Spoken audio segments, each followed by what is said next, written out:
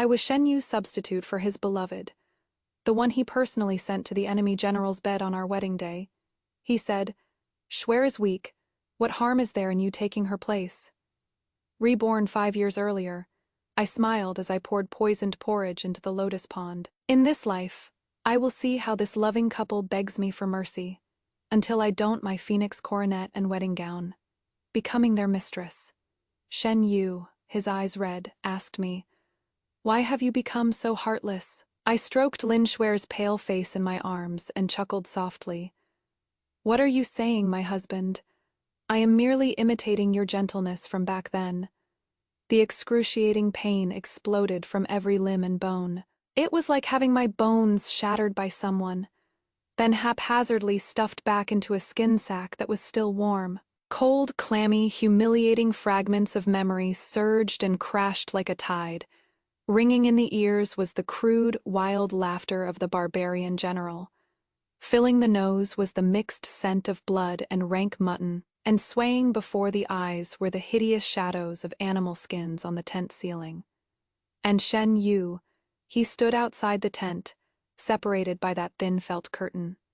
His voice was cold and clear like shattered jade, yet every word was dipped in poison, grinding her last shred of hope into ash. "Zhao Zhao Zhaoer is frail and can't withstand humiliation. Ning, what harm is there in you bearing some of it for her?"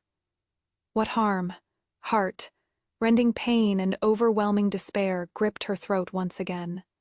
Ning snapped her eyes open. What met her eyes was not the filthy enemy tent, but the familiar brocade canopy embroidered with interlocking lotus patterns, and the air was permeated with the faint, cold plum blossom scent she was accustomed to. She panted heavily, covered in cold sweat that soaked through her inner clothes. "Miss, did you have a nightmare?" Chuntao, the maid keeping vigil outside the bed curtains, heard the commotion and hurriedly parted the drapes to look inside with concern. Chuning stiffly turned her head to look at Chuntao's fresh and youthful face. "Chuntao, shouldn't she have been beaten to death with sticks in the courtyard 3 years ago, because she tried to stop the people Shen Yu sent to take her away?" Chuning abruptly sat up and grabbed Chuntao's wrist. The sensation was warm and real. "What year is it?" Her voice was terribly hoarse, trembling with the shock of surviving a catastrophe.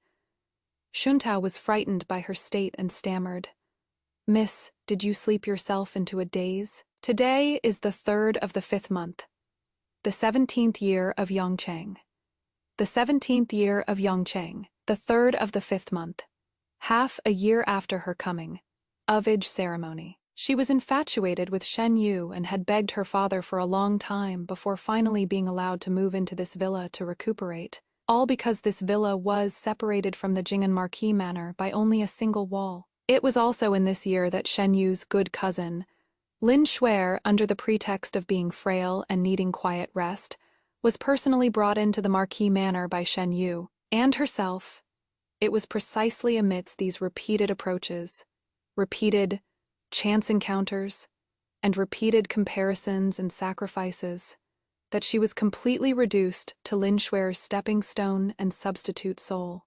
Ning let go of Chuntao, slowly leaned back against the bolster, her fingernails digging deeply into her palms, the intense pain making her completely clear, headed. It wasn't a dream. She really came back to 5 years ago, when the tragedy had not yet truly begun. "Miss, you don't look well. Did you not sleep soundly again last night? There is Job's tears and lotus seed porridge warming on the stove, sent over from the Marquise's manor. They say it is best for soothing the nerves and replenishing vitality. Miss Lin specifically instructed for it to be sent." Another senior maid, Tuya, walked in carrying a white porcelain bowl, a smile on her face. "Herr Shen is truly attentive to you, miss, and Miss Lin is considerate too." Chuning's eyes instantly froze over. Job's tears and lotus seed porridge. Right. It was this bowl of porridge.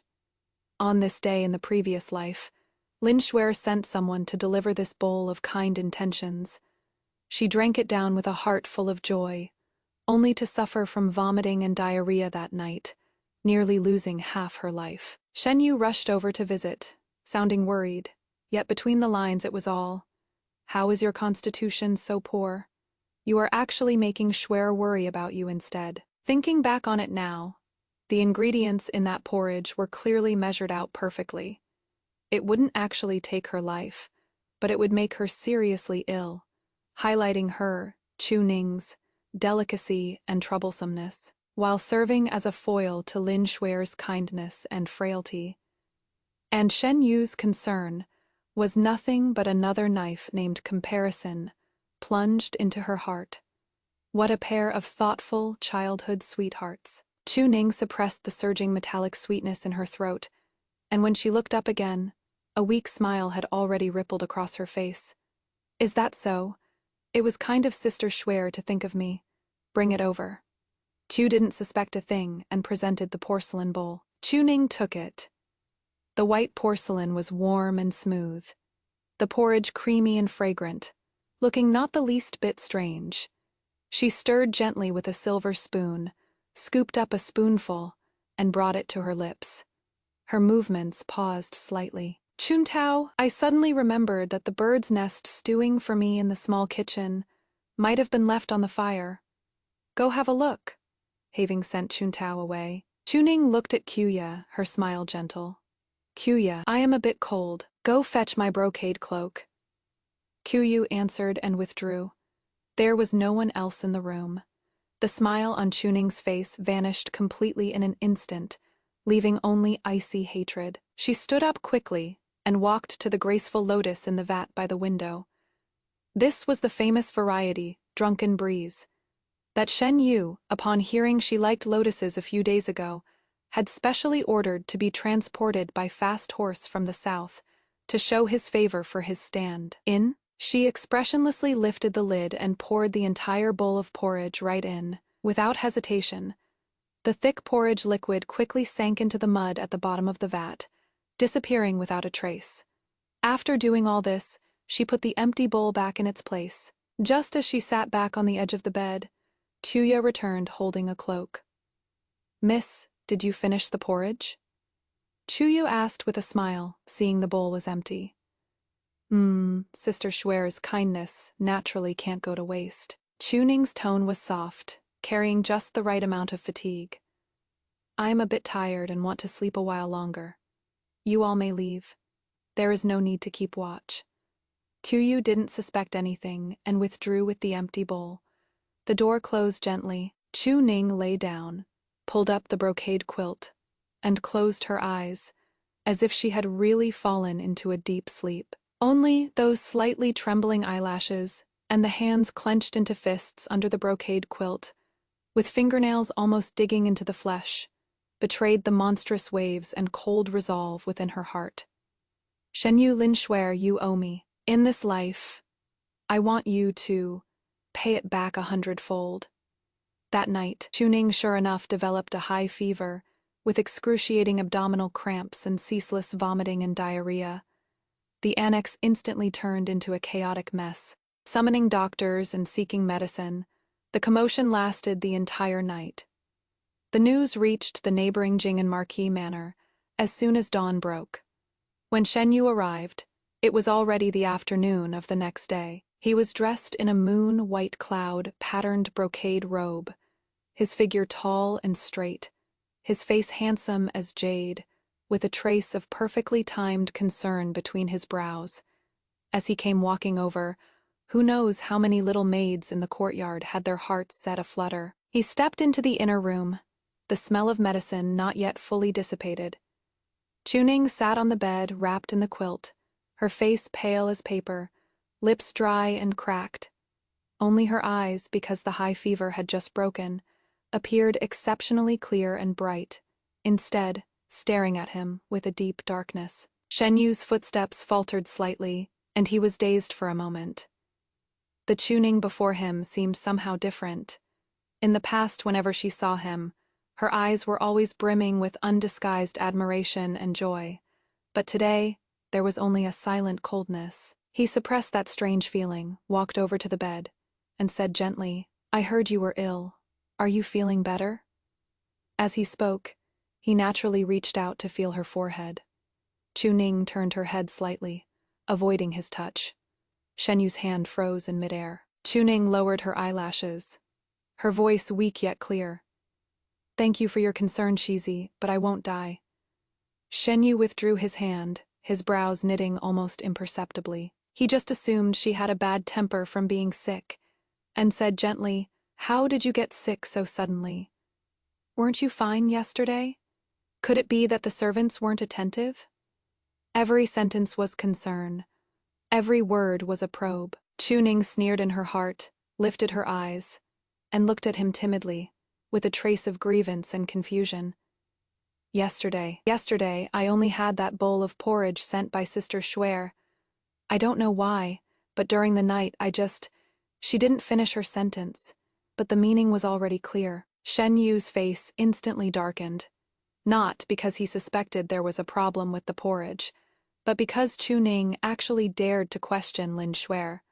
His tone cooled a few degrees, carrying an unmistakable defensiveness.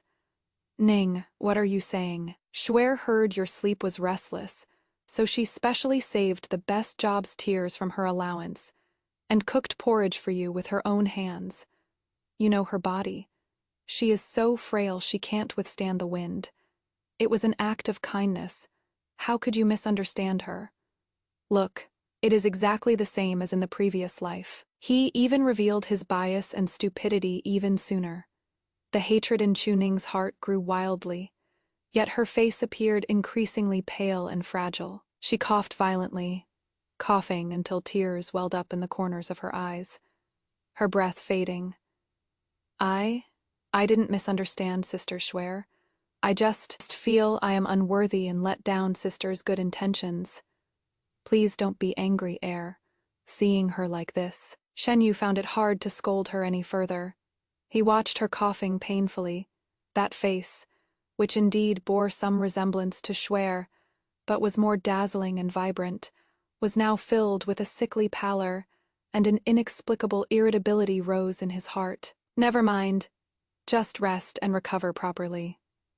His tone softened a bit. I'll speak to Schwer, she won't blame you. When you are better, just go and say thanks to her. Thank her for sending over a bowl of poisoned porridge.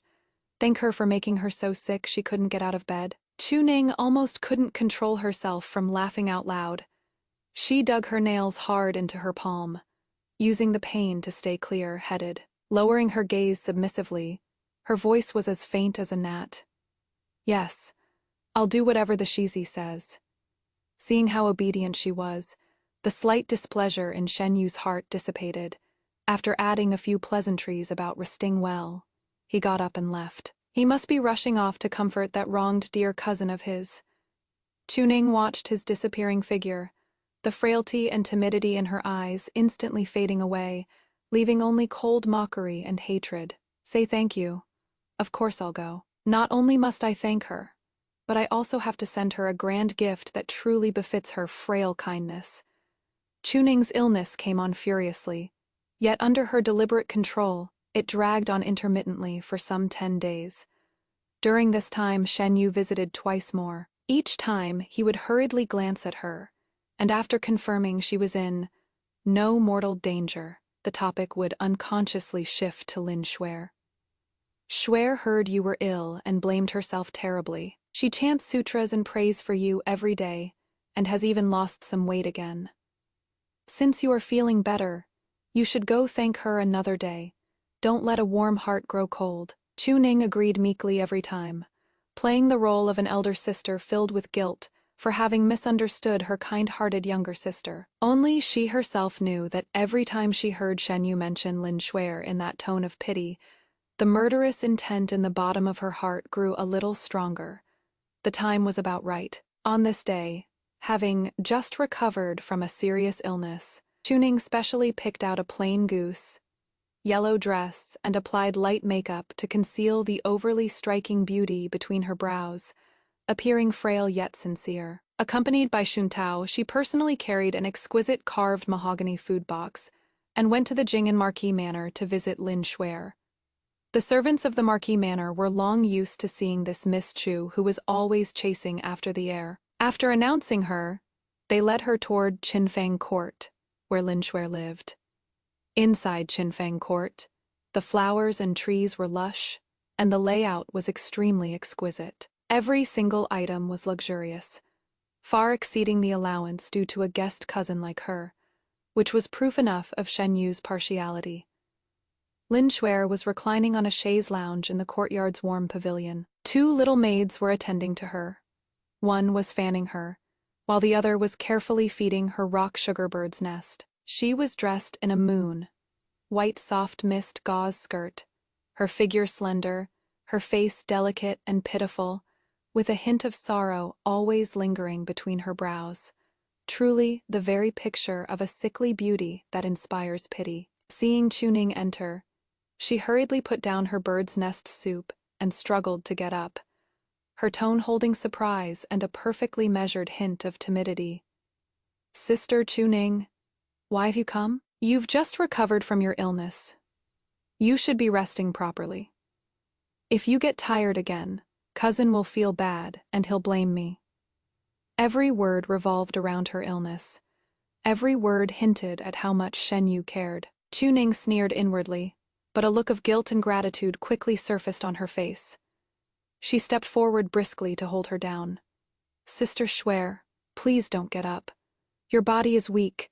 Be careful not to catch a cold." She took the opportunity to sit by the couch, tightly clasping Lin Shuer's slightly cold hand, her eyes even glistening with tears.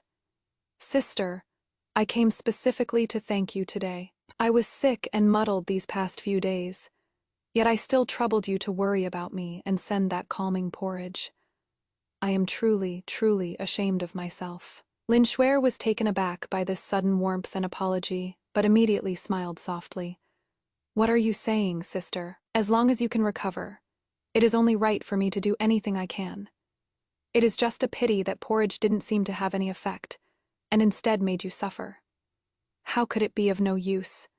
Cunning interrupted her urgently, her tone as sincere as it could possibly be. "Perhaps it is just that my own stomach is too weak to handle such heavy tonics. I wouldn't dare let sister's kind intentions go to waste." She signaled Chuntao to present the food box.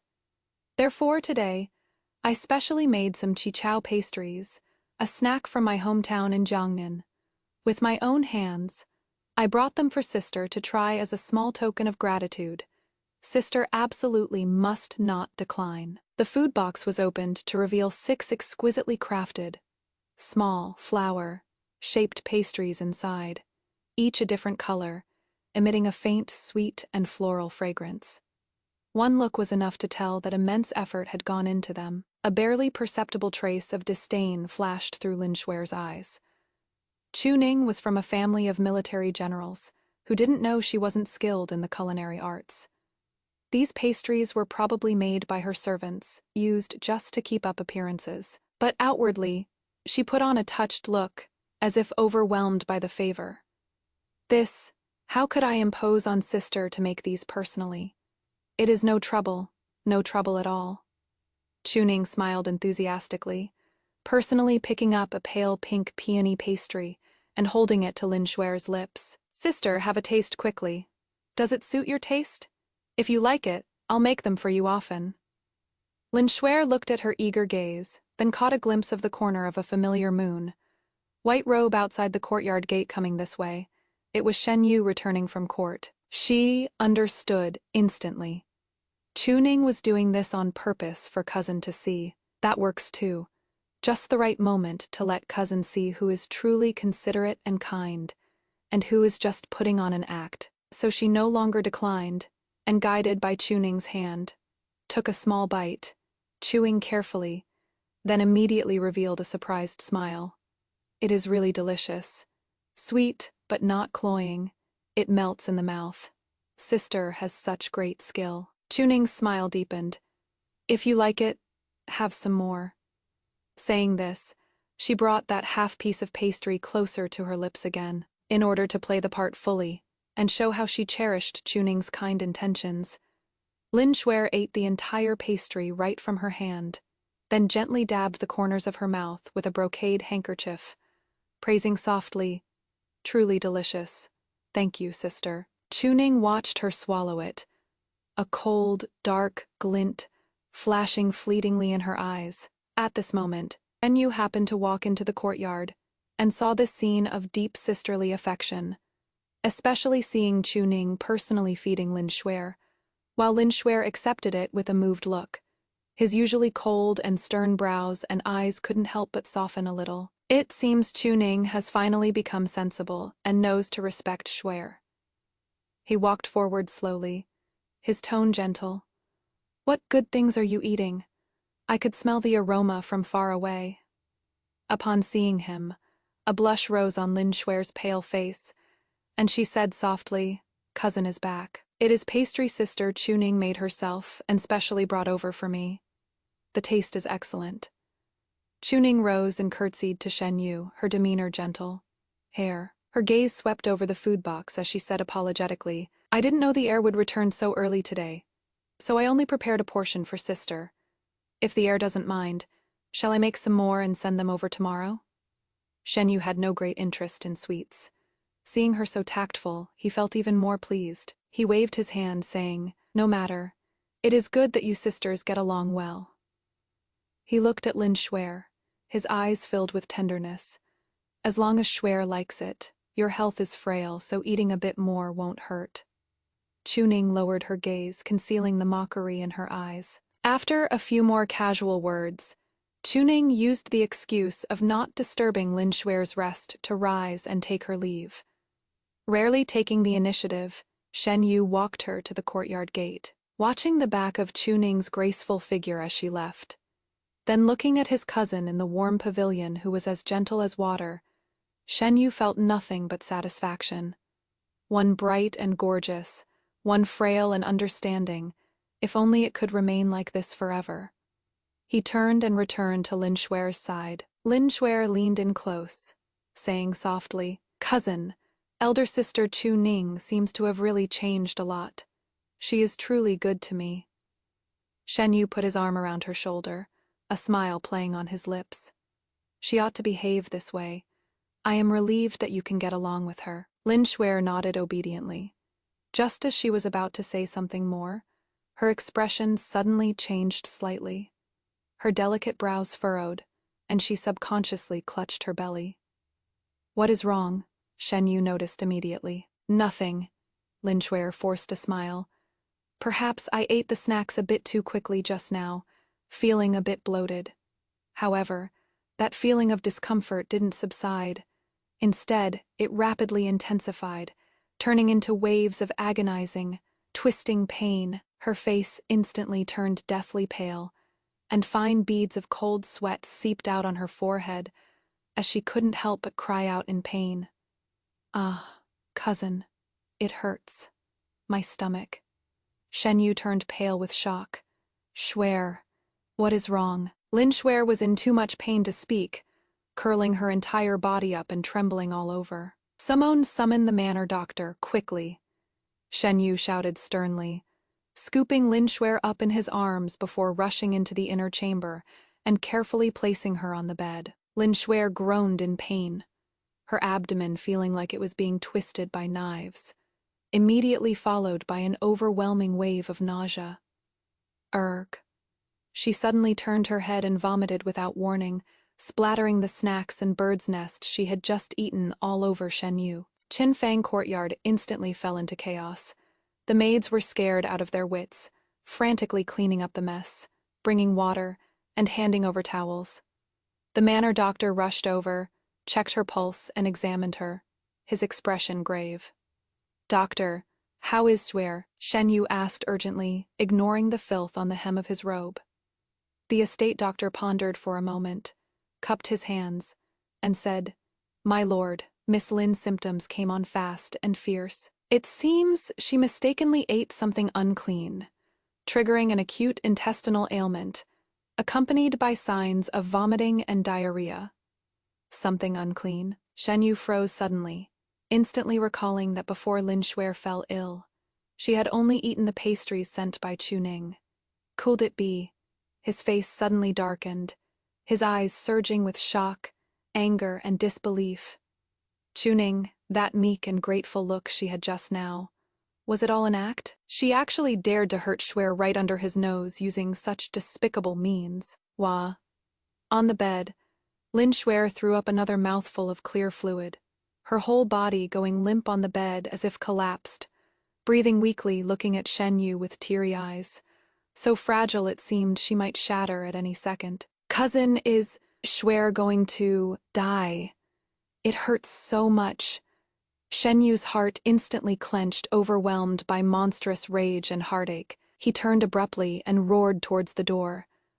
Go, drag Xu Ning back here for me. Xu Ning had just returned to the separate courtyard, having not even finished a cup of tea, when the sound of rushed, chaotic footsteps and rude door banging came from outside. Bang! Room door was pushed open violently from the outside. Two sturdy matrons from the Jing and Marquis Manor, accompanied by several armed guards, barged in aggressively.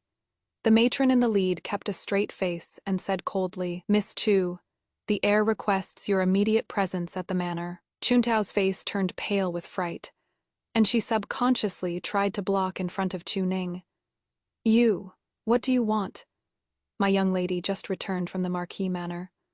Chu Ning put down her teacup, her face calm and rippleless, as if she had long expected this scene. She raised her eyes, her gaze lightly sweeping over the group of uninvited guests, her tone even carrying a hint of perfectly timed surprise.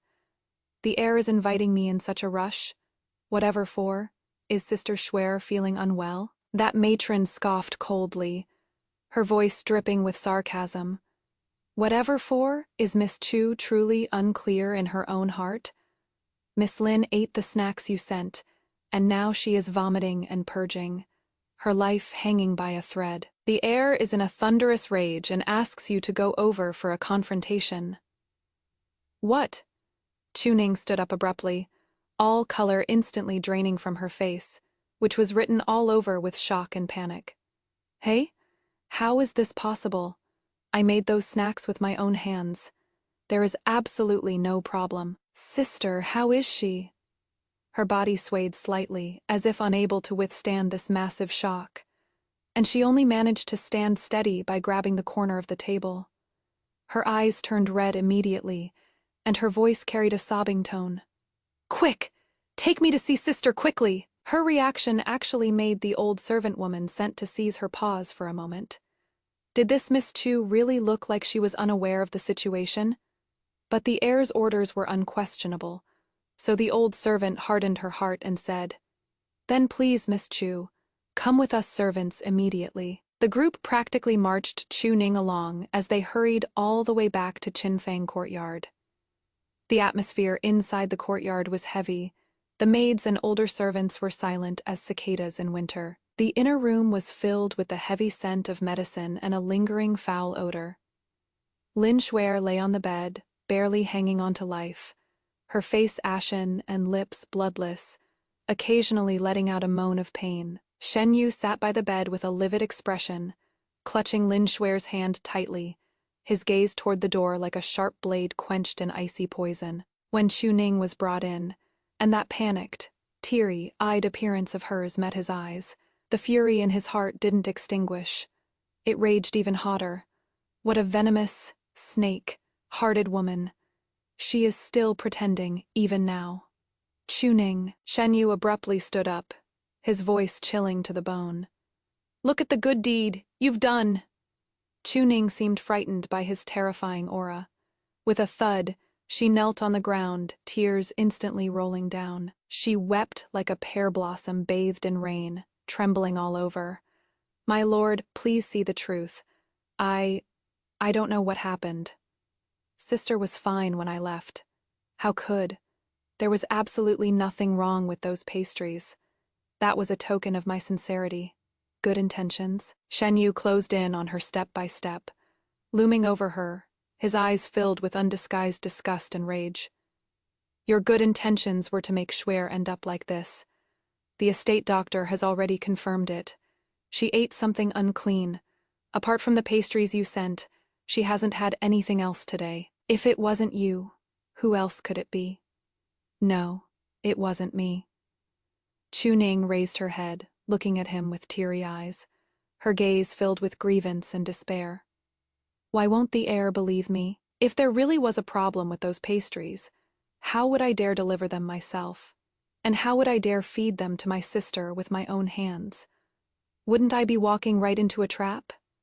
Hearing this, Shen Yu's gaze flickered imperceptibly. Indeed, if it really were a poisoning, being so brazen would be too stupid. Chuning caught his hesitation in that instant, and cried even harder, as if she had been terribly wronged. If the heir doesn't believe, you can take the remaining pastries to be tested, or I'll eat them to show you. She suddenly turned her head, looked at the 5 remaining pastries in the food box on the table, and struggled to crawl up to grab them. I'll eat them right now. If I have even a shred of evil intent, let me be struck by lightning and die with my intestines pierced and belly rotted. Her desperate stance actually stunned Shen Yu and everyone else in the room. If there really was a problem with those pastries, how would she dare to eat them? Just as Chuning's fingers were about to touch the pastries, Shen Yu shouted sternly. Chuning paused, looked back at him, tears rolling down silently, like beads from a broken string, looking incredibly miserable. Shen Yu stared at her, the look in his eyes complex and shifting. Anger, suspicion, and a trace of imperceptible irritation stirred up by those tears were all woven together. Could it be? I really wronged her. But Shuer definitely got into trouble after eating her pastries. Just then, Lin Shuer on the bed let out a faint groan, speaking with a breath as weak as a thread. Cousin, it has nothing to do with sister. It is Shuer, my own. Body is useless. The more she kindly tried to absolve Chuning like this, the more she cemented Chuning's viciousness and her own innocence. Shen Yu's heart immediately swayed back, and his gaze toward Chuning turned cold again. Even if you didn't poison it intentionally, surely you weren't clean enough when making the pastries, or used some stale ingredients, causing Shuer to end up like this. You can't escape the blame. Chuning sneered repeatedly in her heart. Look, no matter what the truth is, she is always the one in the wrong. She lowered her head, her shoulders trembling slightly. She offered no further defense, only sobbing in a low voice, as if she had resigned herself to fate, or perhaps was heartbroken. At this moment, the residence doctor stepped forward, cupped his hands, and said, Herr, in this old man's opinion, although Miss Lin's symptoms are fierce, they are not caused by a lethal poison. It seems more like she mistakenly consumed something of an intensely cold nature, which clashed with the young lady's already weak spleen and stomach. I wonder, were any special ingredients used in those pastries?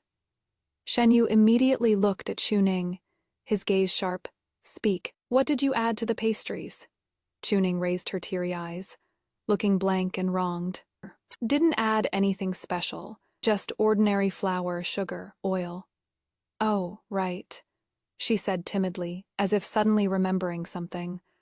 I thought about how sister usually likes floral scents, so to enhance the flavor, I specially picked some newly bloomed jasmine petals from the courtyard, carefully pounded them into juice, and mixed it into the dough. Could it be that there is a problem with the flowers? She looked at Shen Yu, her eyes pure and helpless. But I watched with my own eyes as the maids picked those jasmine flowers. They were blooming perfectly. How could there be a problem? Moreover, I felt unwell yesterday and brewed jasmine tea to drink. And there was nothing unusual. Jasmine? The manor doctor stroked his beard and mused. Jasmine is cold in nature. If used in extremely large quantities, or if consumed by someone with an extremely weak and cold spleen and stomach, it could indeed cause discomfort. But for an ordinary person consuming a small amount, it shouldn't come to this. Chuning immediately said, I didn't use much, just a few blossoms. Shen Yu's brows knitted tightly. The matter seemed to have reached a stalemate. Chuning looked innocent, and the ingredients of the dessert seemed fine, yet Shuer had indeed fallen victim to it. Could it be that Shuer's constitution is truly so frail that she can't even withstand this bit of coldness? Just then, a maidservant seemed to suddenly remember something and muttered in a low voice. Come to think of it, those jasmine plants in the corner of the young lady's courtyard had a pest problem a few days ago, and the steward seemed to have had someone scatter some medicinal powder. Although the voice was quiet, it was exceptionally clear in the silent room. Chuning sneered inwardly. Here it comes. She had Chun Tao subtly guide the Marquis Manor's gardener to treat the pest infestation a few days in advance, just waiting for these very words. Shen Yu's gaze suddenly sharpened, and he jerked his head to look at the maidservant. What did you say, scattered medicinal powder? The maidservant was so frightened, she dropped to her knees with a thud. Yes, my lord heir. This slave also just happened to hear the gardener mention it, saying it was a newly bought powder, very strong, but with a pungent smell, and told us to stay away. The house doctor suddenly realized, that makes sense. If petals contaminated with medicinal powder were consumed, the medicinal properties would irritate the stomach and intestines. With Miss Lin's delicate body, how could she possibly withstand it? The truth is revealed. It wasn't intentional poisoning, but an unfortunate accident born of a strange twist of fate. Everyone's eyes focused on that unintentional mistake. Shen Yu's expression softened slightly, but his gaze towards Chu Ning still held blame. Even if it was unintentional, it was your thoughtlessness. Why didn't you ask and check carefully before picking the flowers? You nearly caused a disaster. Chu Ning knelt on the ground, tears streaming down her face, kowtowing incessantly. It is my fault. It is all my fault. I never expected it to be like this. I just wanted sister to try something fresh. Punish me, heir, as long as sister can recover. I'll do anything. She cried with such sincerity and remorse that anyone who saw her would think this was just a pitiful person who clumsily caused trouble while trying to please her sister. Looking at her groveling and repentant appearance, the slight suspicion in Shen Yu's heart completely dissipated, replaced by a sense of superiority mixed with irritation. Sure enough, she is still that stupid, brainless Chu Ning, who only knows how to revolve around him. Making Shuer suffer is truly detestable, but fortunately it wasn't on purpose. He waved his hand in annoyance. Enough. Considering you didn't do it on purpose, I punish you to be confined in the separate courtyard for a month, and to copy 100 scrolls of Buddhist scriptures to pray for Shuer. Without my order, you are not to take half a step out of the separate courtyard. Scram back and reflect. Heir Xie, have mercy. Chu Ning choked with sobs. Supported by Xun Tao, she staggered to her feet and retreated in a wretched state. The moment she turned around, the tears on her face vanished instantly, leaving only cold mockery and a trace of satisfaction that her scheme had worked. Grounded. Exactly what she wanted. Shen Yu, Lin Shuer. This is just the beginning. Just you wait. Chu Ning was confined to the separate courtyard, publicly claiming to be devoting herself to worshipping Buddha and praying for Miss Ava. The servants of the Marquise's manor gossiped in private, all saying that Miss Chu really tried to steal a chicken only to lose the rice. She wanted to curry favor with her future sister-in-law, but stirred up a huge disaster instead, losing the heir's affection. It is likely going to be even harder for her to enter the Marquise's manor now. Inside Qinfeng Garden, Lin Shuer finally recovered after a few days of careful nursing. It is just that the poisoning this time was fierce, though not lethal. It greatly damaged her vitality. Originally, she was only 3 parts sickly, but now she was 7 parts, so truly becoming a delicate beauty who would fall at a gust of wind. Medicinal decoctions were constant every day, and she even needed support just to get out of bed and walk. Shen Yu's heart ached endlessly, and he stayed at Qinfeng Court almost every day, even moving his official work there to handle.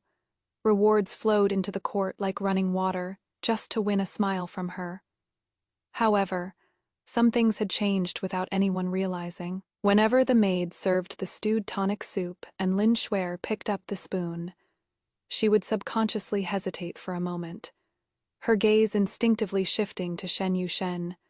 You didn't pay attention at first, only urging her gently, Swear, take it while it is hot. This is bloodbird's nest bestowed by the palace. It is the most nourishing. Lin Shuer forced a smile and took small sips, but she could no longer taste the sweet flavor of being cherished and cared for like before. The wretchedness and fear of that day, the excruciating abdominal pain and ceaseless vomiting, were like a nightmare, deeply branded in the bottom of her heart. Although everyone said it was an accident, that Chuning was stupid and ignorant, but was it really an accident? Why was it precisely the pastries sent by Chuning? Why did the reaction happen immediately after eating them? She wasn't a fool. She vaguely felt something was off, but couldn't grasp any evidence. This suspicion was like a tiny thorn stuck in her heart. Not deep, but always there, causing a trace of indescribable estrangement and scrutiny to rise in her heart whenever she faced Shen Yu's meticulous care. She began to examine her food even more cautiously, and even secretly had her trusted maid tested on the sly. All of this, naturally, could not escape Shen Yu's eyes. He felt inexplicably irritable. He cared for her so much, so why were her eyes now filled with such cautious suspicion? Did she suspect that he couldn't protect her? Or was she suspecting him of something? Meanwhile, people were sent from the separate courtyard every day on time to deliver the Buddhist scriptures copied by Chuning. The handwriting was neat, and one could even see the repentance and piety in the strokes. Occasionally, a flower or two picked in the early morning, still bearing dew, would be attached, or perhaps a few earnest greetings, praying for Miss Lin's speedy recovery. Every time, Shen Yu would order his men to throw the things out with a cold expression. But as it happened more often, that persevering, clumsy attempt to curry favor actually ended up proving Chuning's thoughtlessness and dullness. Shen Yu sometimes even thought that compared to the faint sorrow and suspicion now lingering on Shuer's brow, that simple-minded Chuning, who only knew how to bluntly express her admiration and cause trouble, seemed a bit less of a hassle. As soon as this thought arose, he ruthlessly suppressed it. How could he think that Shuer was lesser than Chuning? Shuer was the one his heart belonged to, the white moonlight who deserved his utmost protection. It must be that Chuning, that idiot, was just too troublesome, giving him this illusion. His annoyance towards Chuning seemed to grow a little more, yet within that annoyance, there was a mix of inexplicable attention that even he himself hadn't realized. Lin Shuer keenly sensed this subtle change.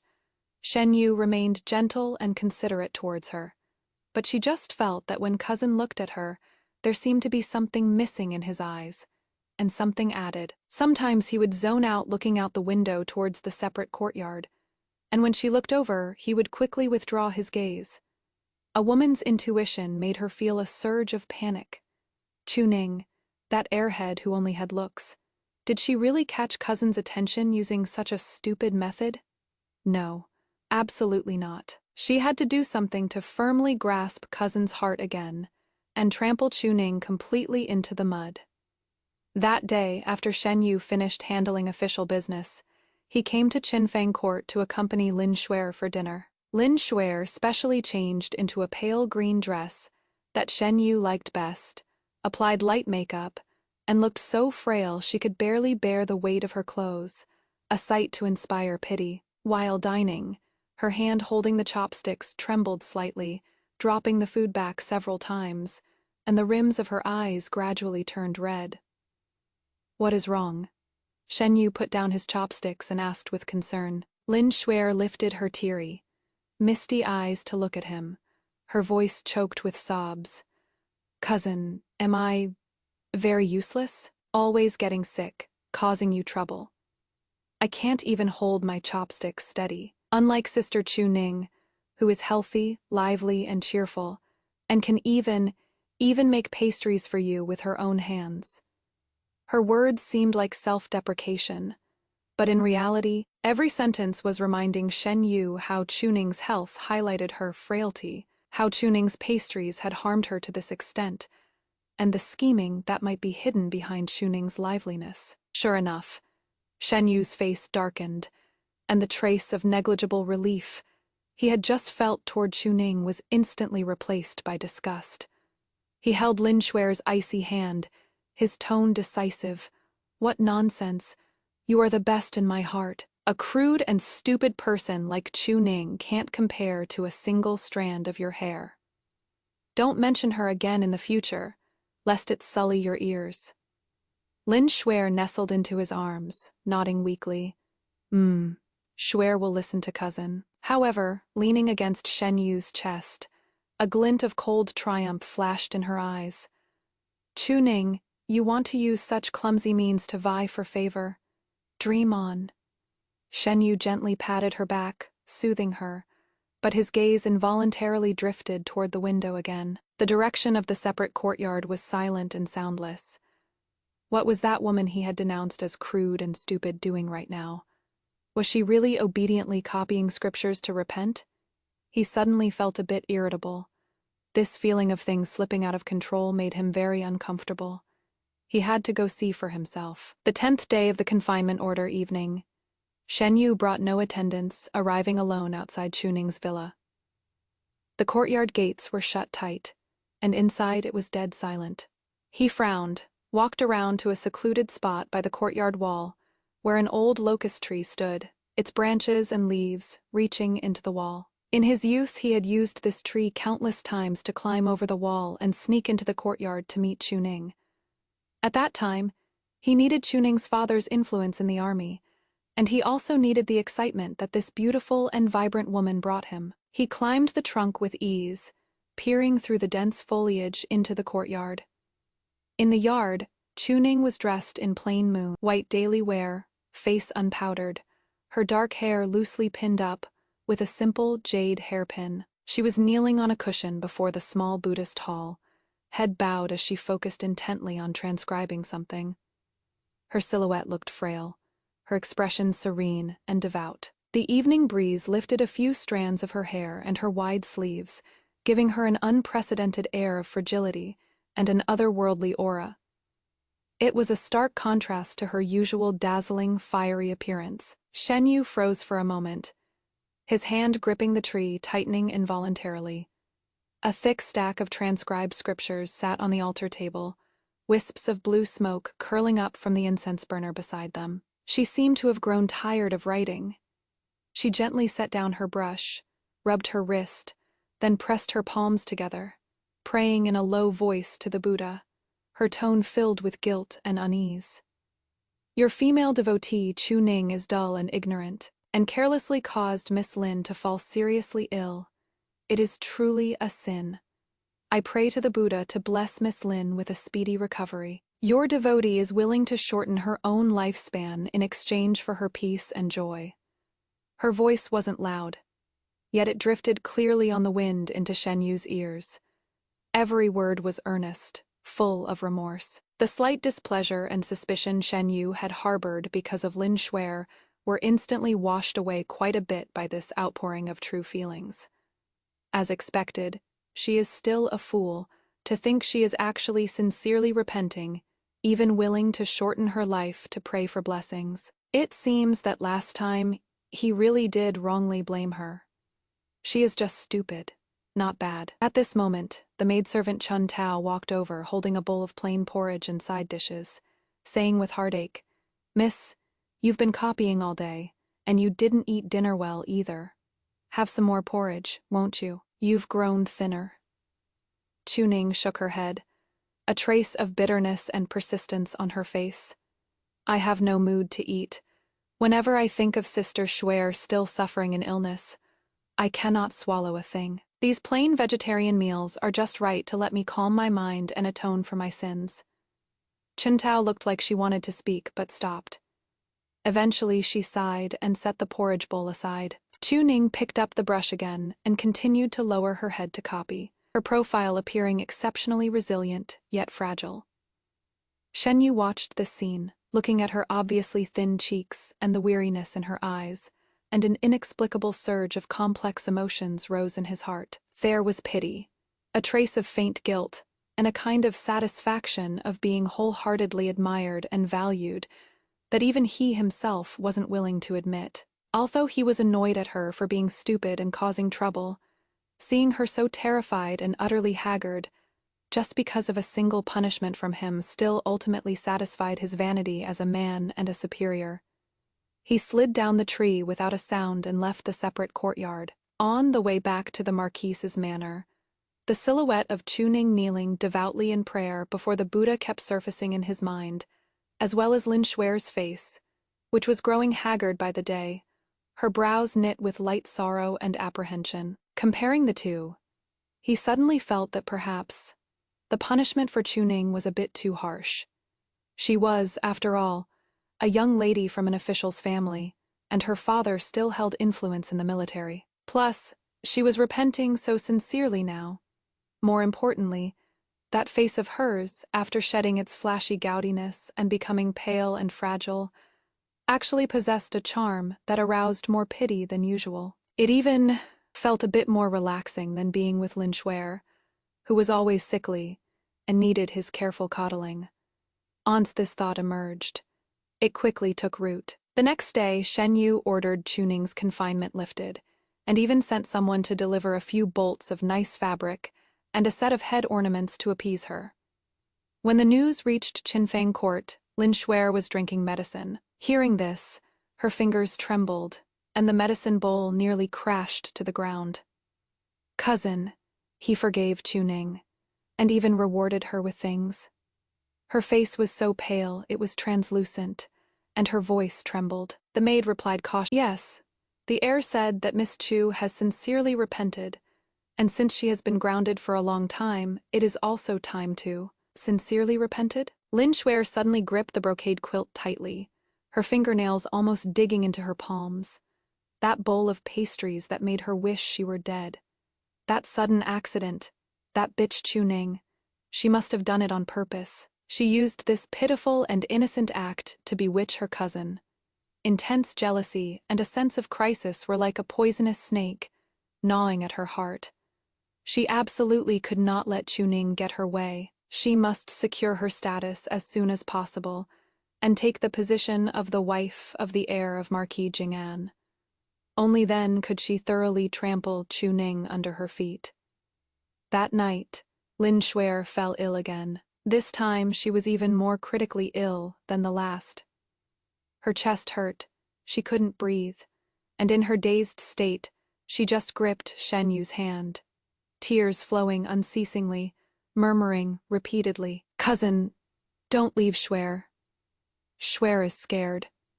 Shen Yu was burning with anxiety and summoned the imperial physician to the manor overnight. After checking her pulse, the physician pondered for a long time before saying to Shen Yu, "My lord, Miss Lin's condition is caused by excessive worry and shock damaging her spirit.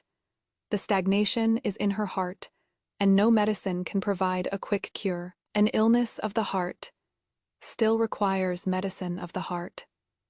Illness of the heart? Medicine of the heart? Shen Yu frowned. The physician glanced pointedly at the feeble Lin Shuer on the bed, and lowered his voice. "The young lady is getting older, yet she has lived in the manor for a long time without a defined status. It is inevitable that she feels uneasy and prone to panic. If she had something to rely on, perhaps she could relax and recover." Shen Yu understood instantly. Shuer lacked a sense of security. She was afraid he would change his heart, afraid she would have no support in the future. That is right. She was so frail. How could she withstand such torment and fright? Everything started because of Chuning.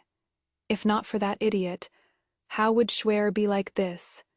Guilt and pity instantly overwhelmed Shen Yu. He tightly held Lin Shuer's hand, looking at her pale and fragile little face, and made up his mind.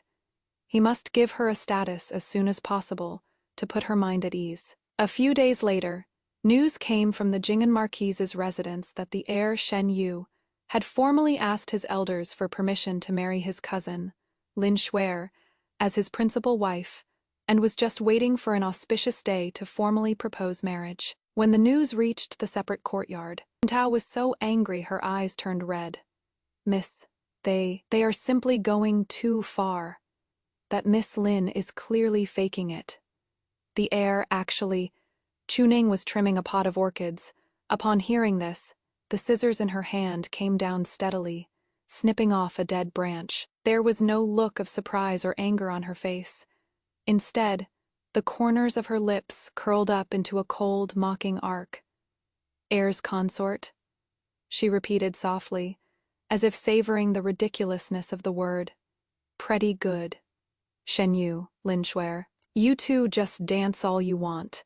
The higher you climb, only then can you fall the hardest." This play is getting more and more interesting. The news of the heir's engagement had not yet been officially announced when another major event caught the attention of everyone in the capital. The Longevity Festival was approaching, and the palace was hosting a banquet. All officials of the 5th rank and above, along with their families, were required to attend. This was undoubtedly an excellent opportunity. At the same time, Chuning received the invitation to the palace banquet. She also received a message sent by Shen Yu. The tone was like he was bestowing a favor, informing her to prepare herself to enter the palace with him and Lin Shuer.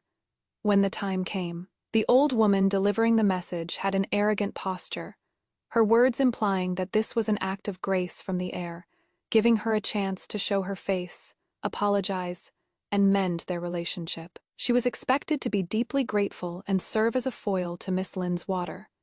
Like gentleness, Chuning agreed submissively, but a piercing cold light shone in her lowered eyes. The night before entering the palace, she was wearing a rosy mist-colored gauze skirt with a pure white fox fur coat draped over it, her small face buried in the fur collar, making her appear all the more frail and delicate. She held Chuning's hand, her tone intimate yet carrying a trace of imperceptible showing off in warning. "Are you entering the palace tomorrow too, sister? That is wonderful. We sisters can keep each other company.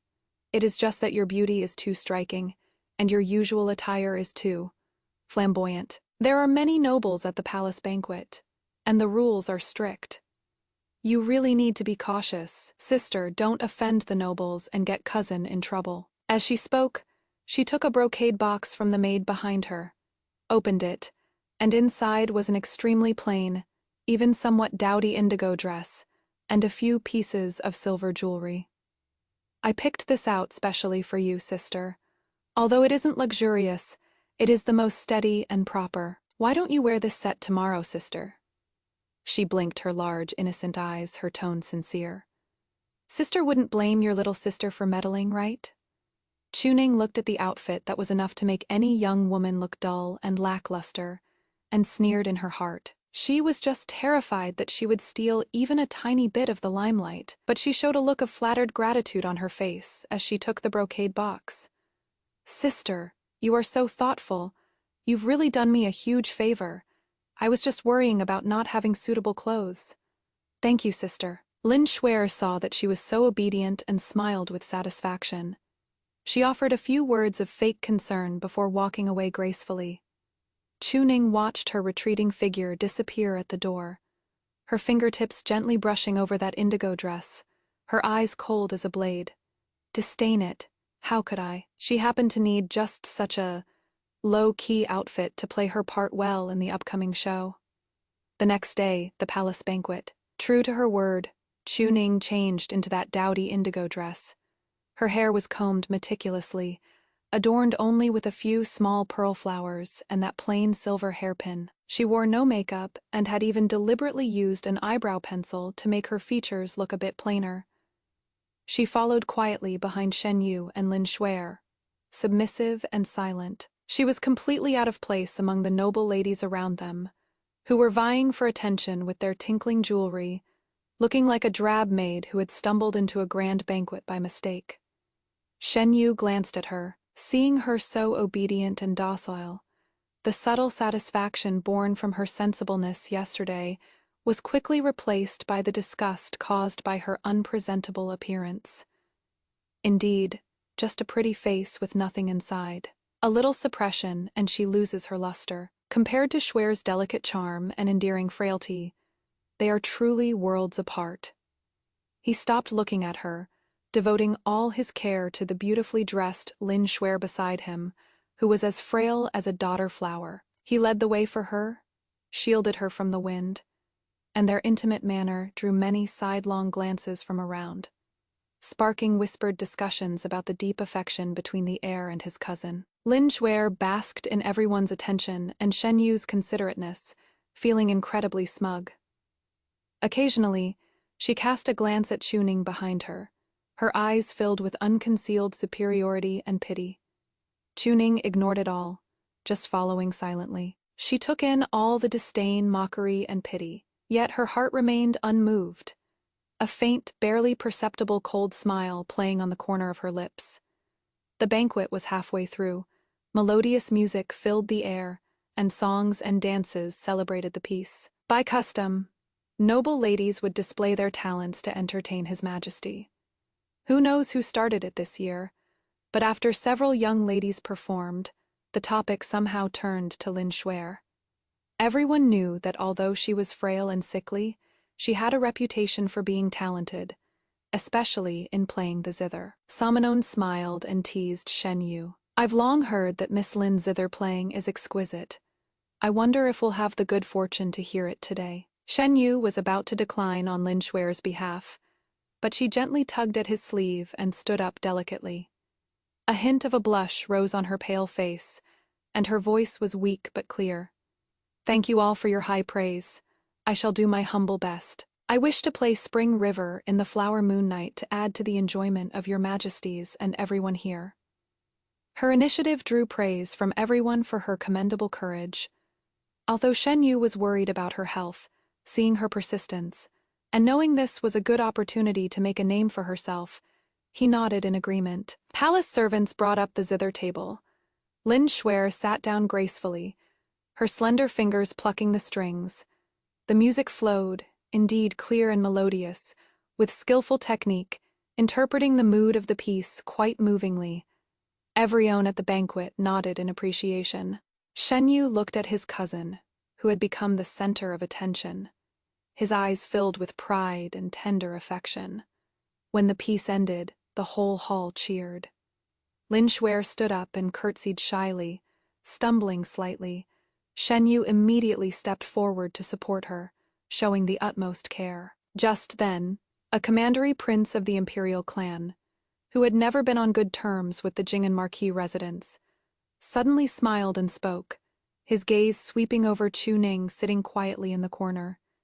Miss Lin's zither skills indeed live up to her reputation. I've heard that General Chu's daughter is also well-versed in both civil and martial arts.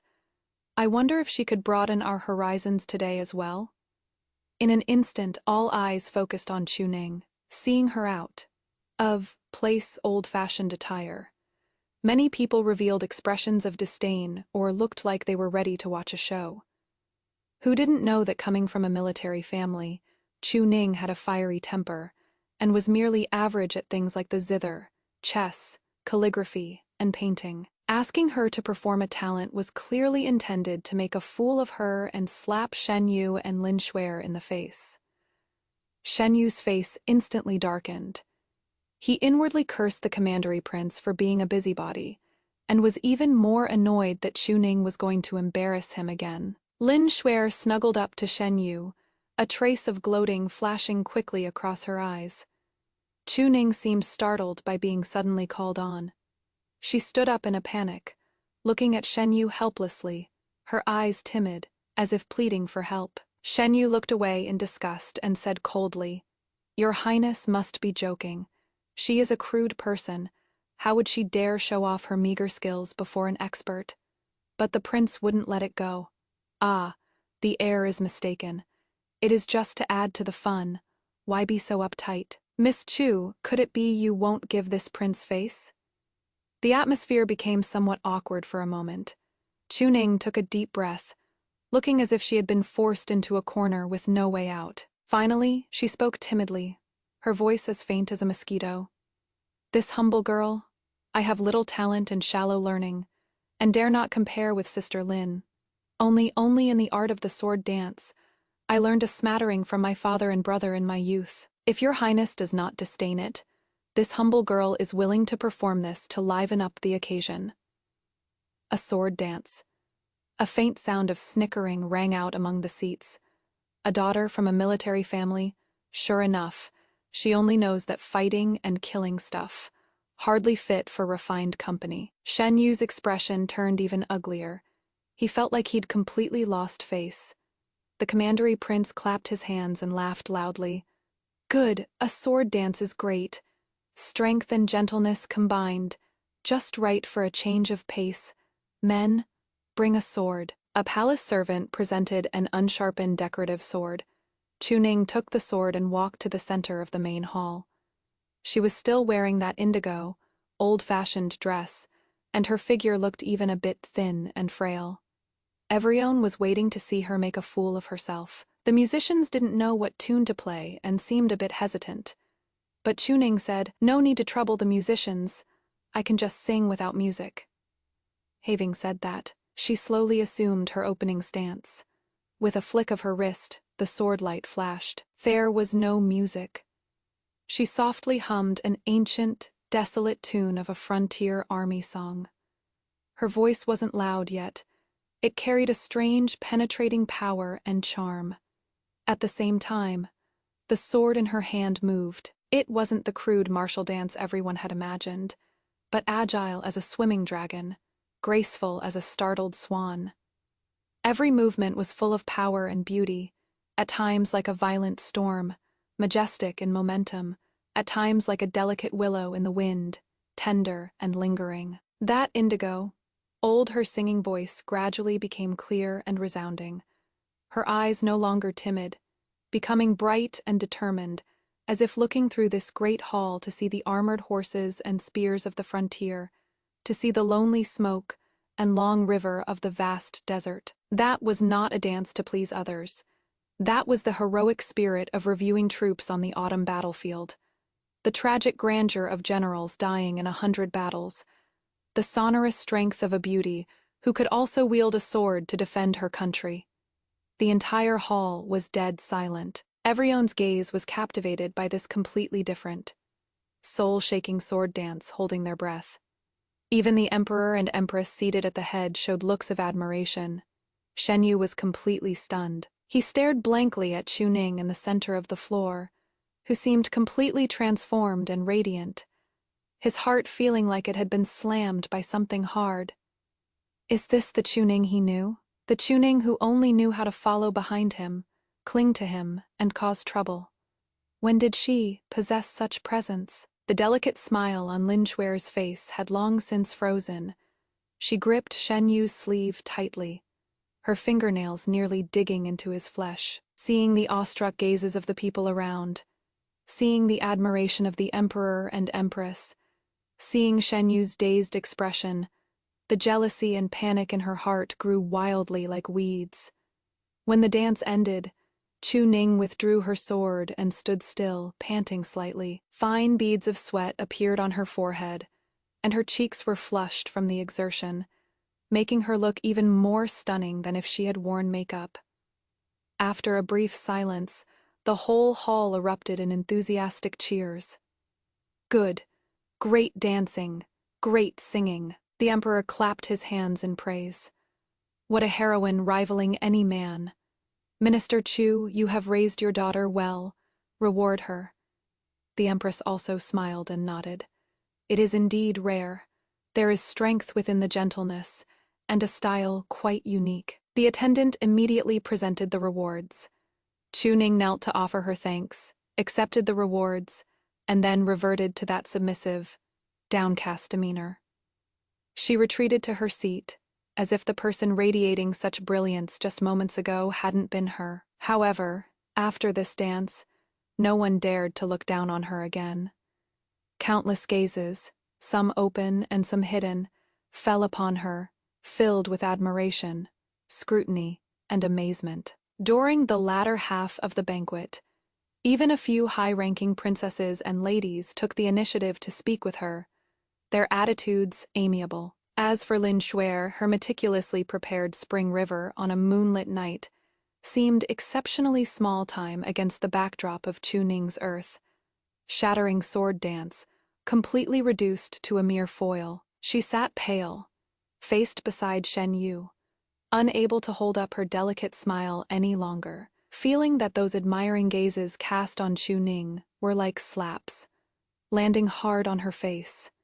Shen Yu's feelings were even more complicated and hard to describe. He looked at the lackluster Lin Shuer beside him, then at Chu-Ning not far away who, though quiet, was impossible to ignore.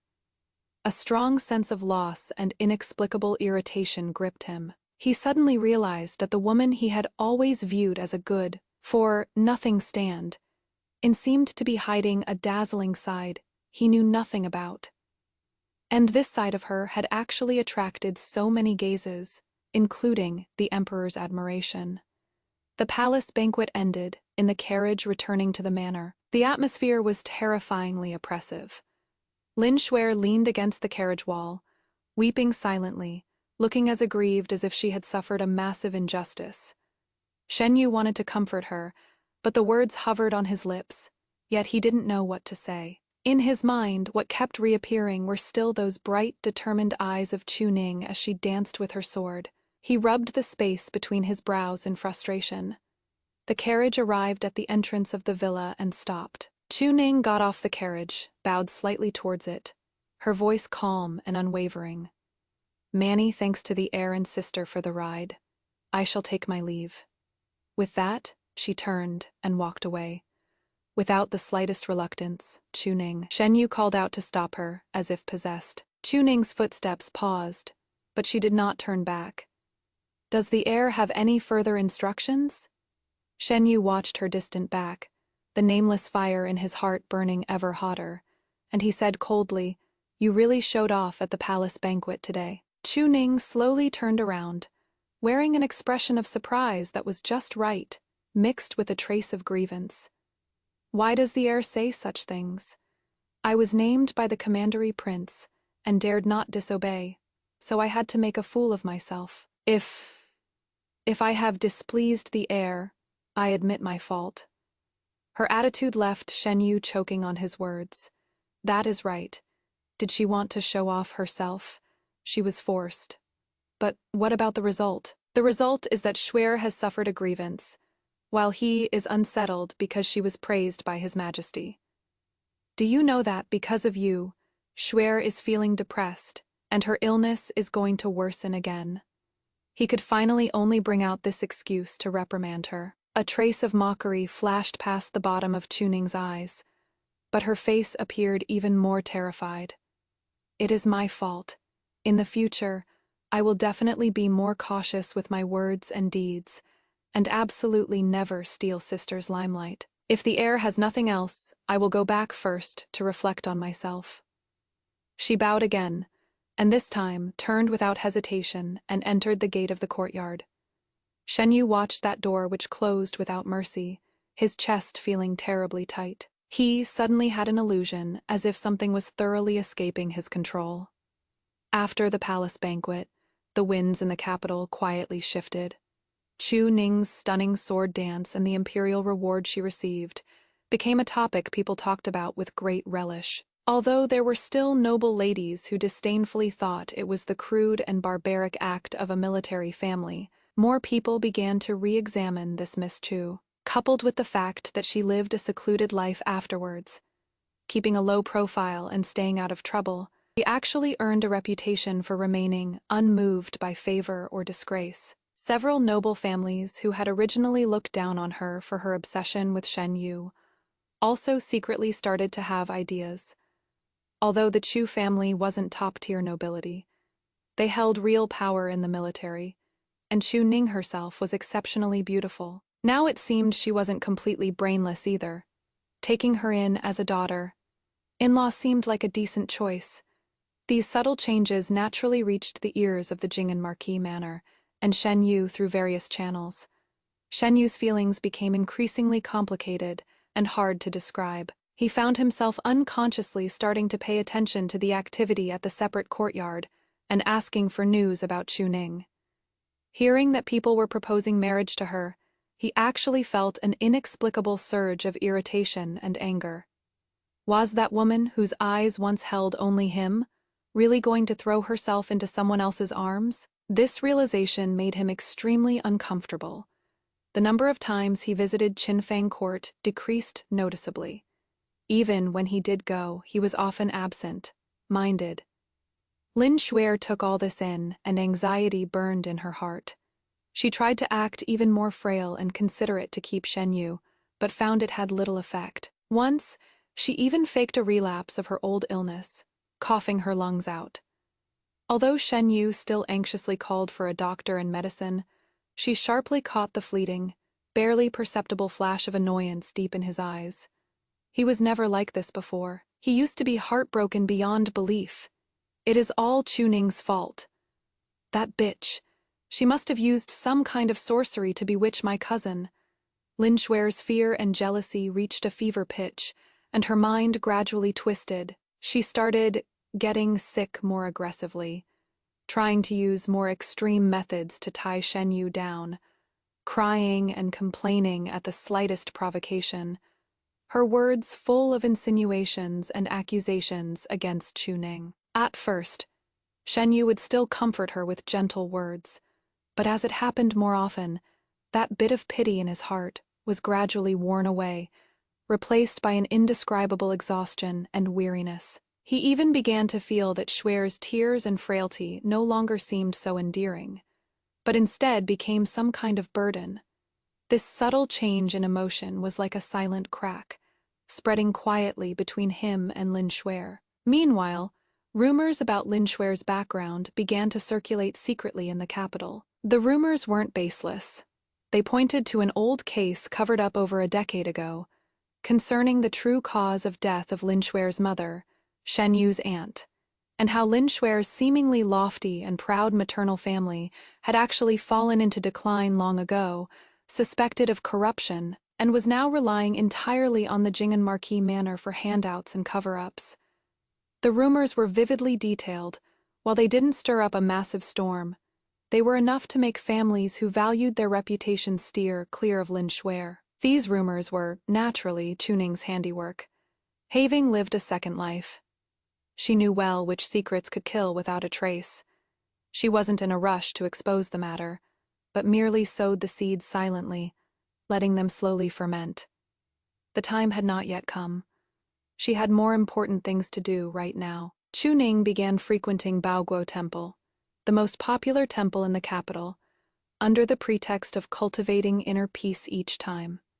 She dressed simply and elegantly, her attitude pious and her donations generous. Coupled with the good reputation she had gained at the palace banquet, she soon became acquainted with several highly respected masters in the temple. She didn't deliberately approach anyone, until one accidental occasion in the bamboo forest at the back of the mountain, where she coincidentally met Master Huijie, who was cultivating there and rarely saw guests. Master Huijie was over 70 years old, an enlightened high monk whom even the imperial family treated with a degree of respect. He was proficient in Buddhist Dharma, and even more knowledgeable in medicine. Chuning did not rush forward to seek guidance like the others. Instead, keeping a short distance, she respectfully pressed her palms together in greeting, then sat quietly on a large rock not far away. She watched the drifting clouds in the mountains, a faint trace of silence and sorrow on her brow that did not match her age. For several days in a row, it was exactly like this. Her quietness, and that melancholy so unbefitting her age, actually caught Master Huijie's attention. One day, the master took the initiative to speak. "Little benefactor, you have come here for days, watching the clouds without a word. What is it that you seek?" Chuning only then stood up, bowed respectfully again, her voice calm but with a trace of bewilderment. "Master, this believer has confusion in her heart that is difficult to dispel. Watching the clouds gather and scatter, it seems worldly affairs are impermanent. But is the cycle of karma truly never off by a hair? Why is it that sometimes good is not rewarded with good, and evil is not repaid with evil?" Master Huijie looked at her with a profound gaze and said, "Karma is not something mortal eyes can fully perceive. Sometimes it is not that there is no retribution, but that the time has not yet come. Benefactor, you harbor an obsession in your heart, which easily breeds inner demons. Chuning smiled bitterly. If I could let it go, it wouldn't be an obsession. I just wonder if someone commits actual evil in the name of good, deceiving the world to gain a reputation, what then? She didn't refer to anyone specifically. Her words seemed like a discussion of dharma, yet also like she was pouring out her heart. Master Huijie did not press the matter, but simply told her a few stories from the Buddhist scriptures concerning karma and retribution. Chuning listened with great concentration. When he finished, she bowed again. Thank you for your guidance, Master.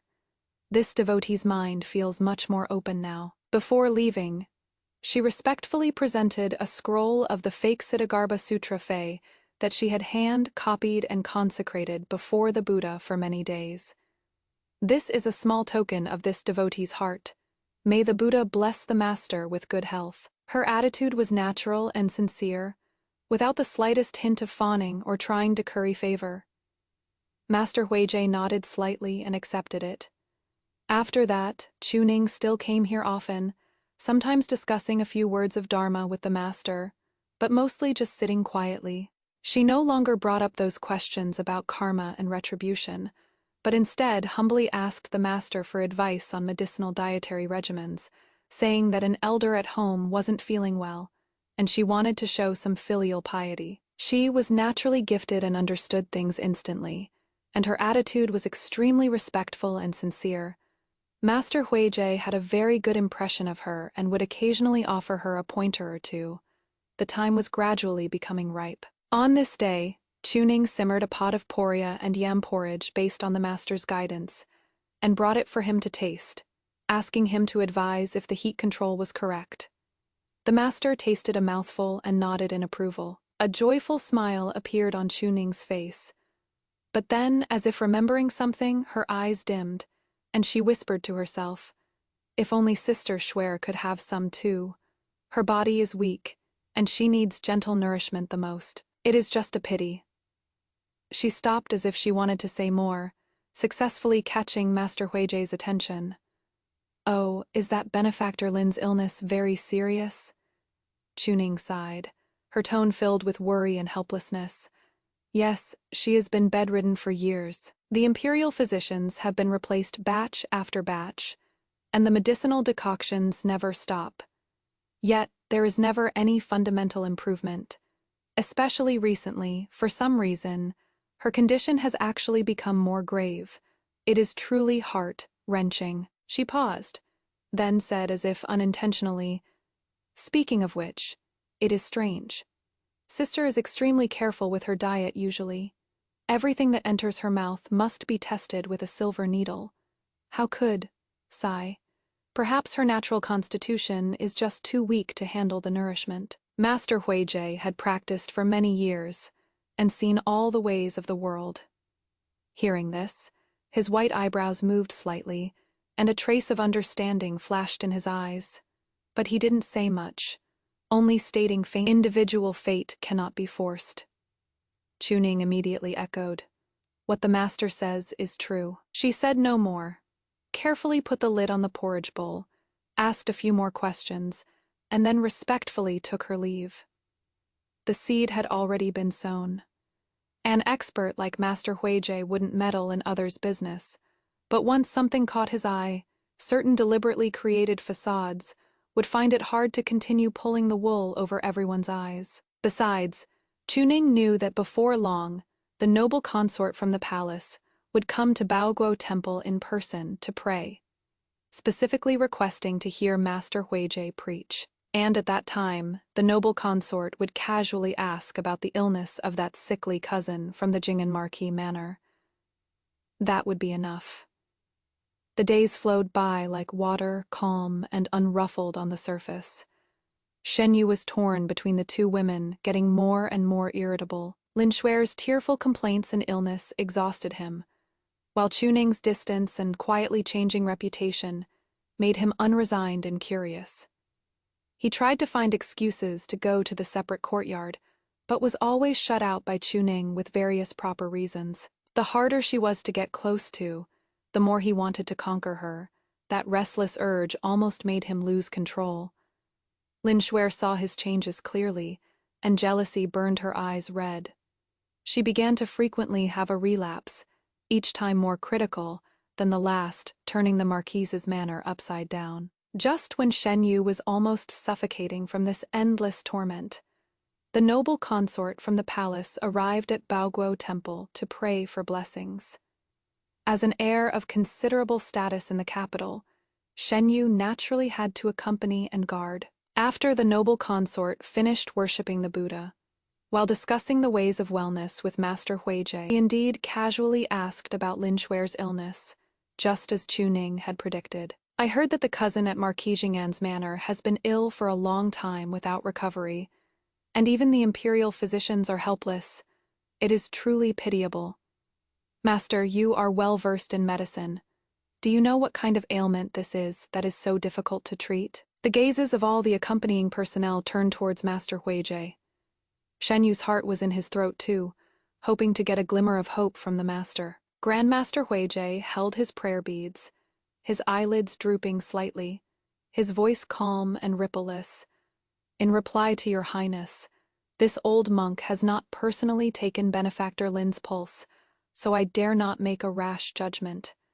However, the Buddha says, all things are empty, only cause and effect are not. The suffering of illness sometimes stems from the body, sometimes from the mind. Being overly attached to appearances, or relying on harsh medicines to maintain a false facade, actually harms one's foundation and runs counter to the way of preserving health. As his voice faded, the whole room fell into dead silence. These words, seemingly saying nothing, actually felt like they said everything. Originating from the heart, obsessed with appearances, relying on harsh drugs to maintain an illusion, every single word was like an invisible knife, accurately piercing through the facade of frailty Lin Shuer had meticulously crafted for years. How shrewd the noble consort was. Her eyes flickered slightly upon hearing this, and she smiled meaningfully. Oh, is that so? This palace understands.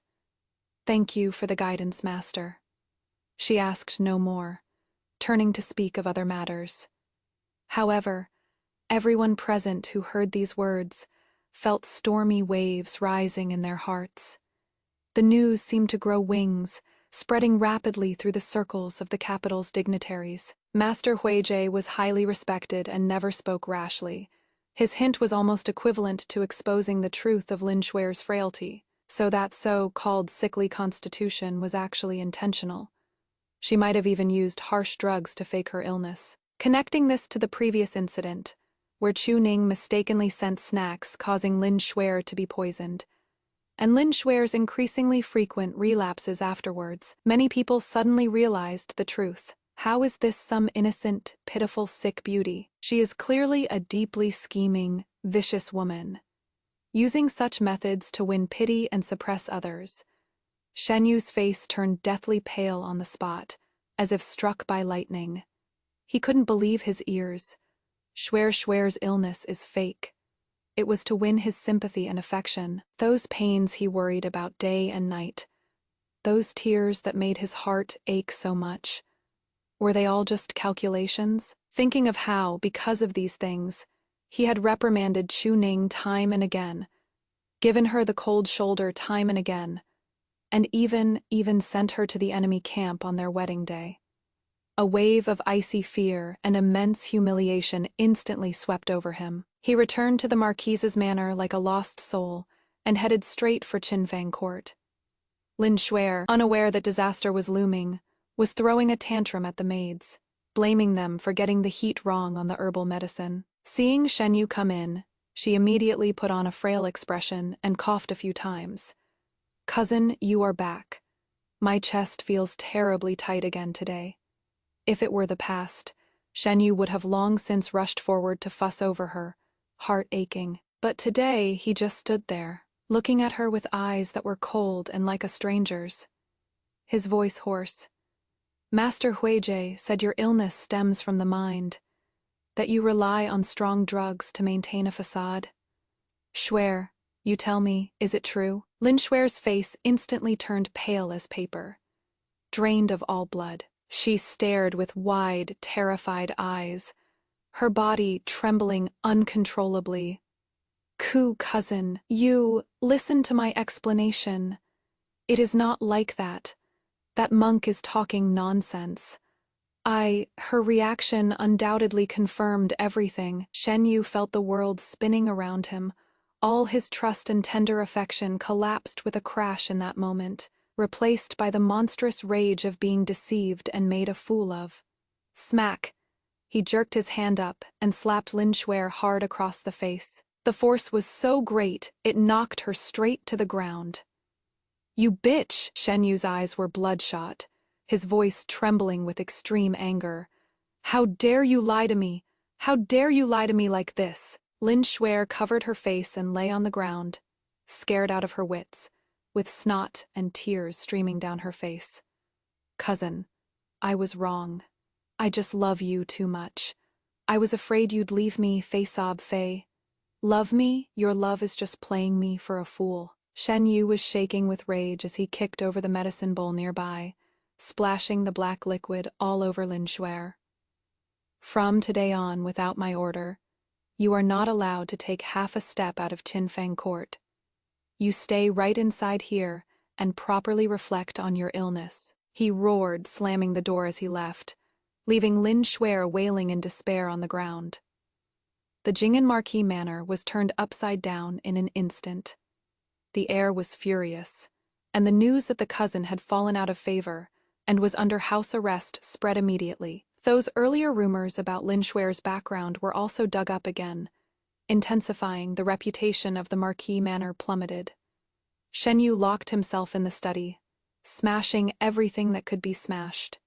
Anger, humiliation, regret, all sorts of emotions nearly tore him apart. He thought of the despair in Chu Ning's eyes after being wronged time and again, thought of how dazzling she was at the palace banquet, while he only felt embarrassed, and thought of her distant and cold attitude later on. He really is the biggest fool in the world. No, he must go find Chu Ning. He has to apologize to her, beg for her forgiveness. Only now did he realize who was the one truly worth cherishing. Shen Yu rushed out of the study, running desperately towards the separate courtyard. At the entrance of the separate courtyard, Shen Yu was stopped. The old woman guarding the door was respectful but firm. My lord heir, my young miss said she is unwell today and will not see any outside guests. Presumptuous, get lost. Shen Yu was filled with regret and anxiety at this moment. How could he listen? He shoved the old woman aside and tried to barge in. My lord heir, please stop. A cold female voice rang out. Xuntao, leading several burly male servants, blocked the entrance to the inner courtyard, her expression calm, but allowing no doubt. Young miss needs quiet rest. If you barge in like this and startle the young miss, we servants cannot bear the responsibility. Shen Yu looked at this formation, stunned for a moment, then his anger burned even hotter. Have you revolted? You dare to stop even me. Let me in. I want to see a Ning. I want to explain to her personally. Xuntao was not afraid in the slightest.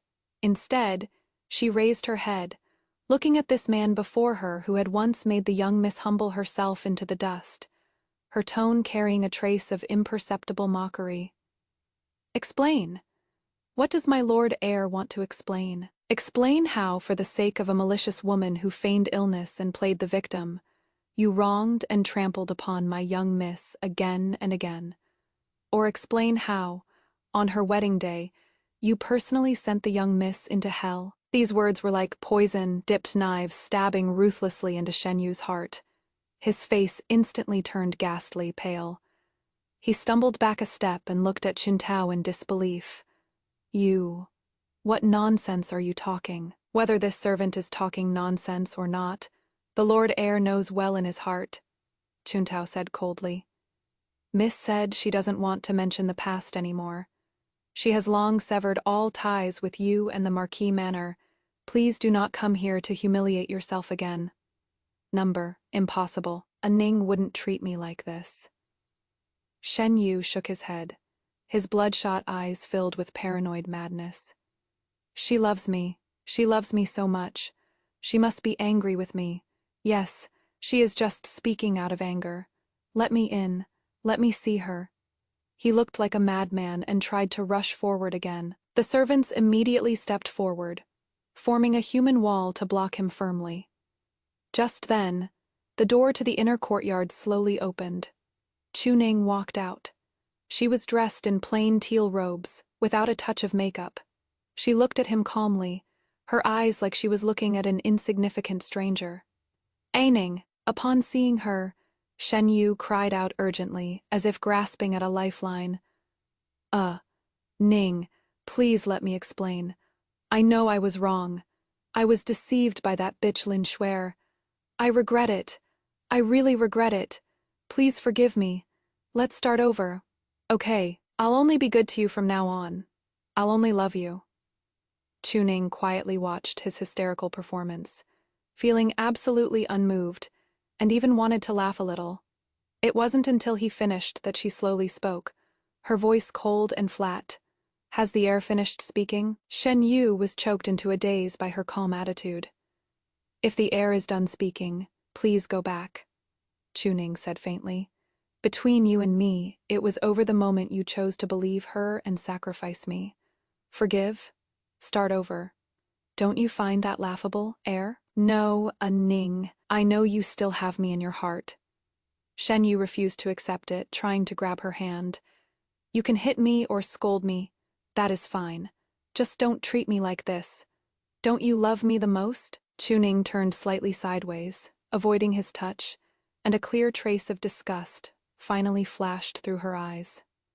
Love, she repeated the word, the corners of her lips curling into a cold arc.